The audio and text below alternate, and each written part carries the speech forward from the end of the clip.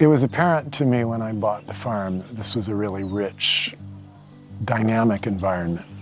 You know, lots of wildlife and tremendous bird life.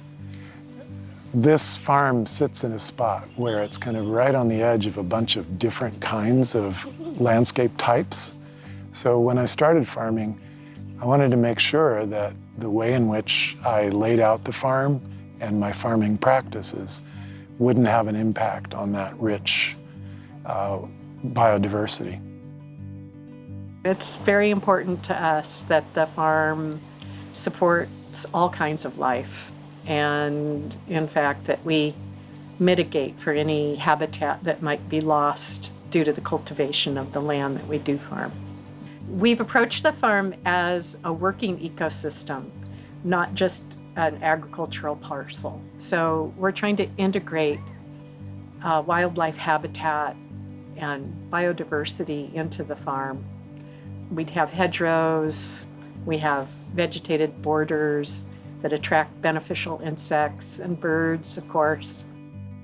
I really want farmers to think about birds as being allies on the farm, helping them with pest control and figuring out in their specific situations how they can support those beneficial birds, both with structural habitat, i.e. with perches and nest boxes, but also with vegetative habitat, with hedgerows and conserving wilder areas on the farm or restoring those wilder areas.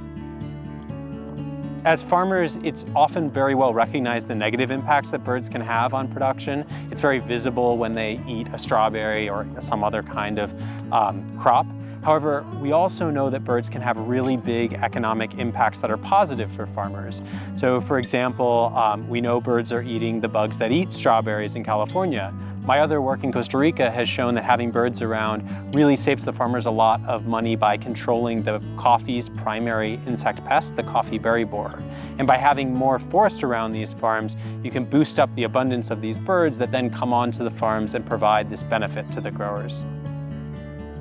Hedgerows are generally planted in areas that are non-cropped areas, so along fence lines, along roadways, in corners, areas that are generally marginal lands that farmers aren't using for crops. And so these conservation plantings have many functions. They serve as habitat for beneficial insects, pollinators. They create habitat for wildlife. As a result of trying to manage the landscape in such a way as to maintain those features that are conducive to biodiversity, we've never had a crop failure as a result of pests. We've never had to intervene through spraying organic approved chemicals of any kind. Losses are inconsequential as far as the economic viability of the farm. This is a fabric. We live on a fabric of land, and this fabric, it's like a quilt. If you pull a string, it's attached to every other string out there. And so the connectedness of all of this that we're responsible for, that we're supposed to be good stewards for, is something that, you know, should never be a never-ending process.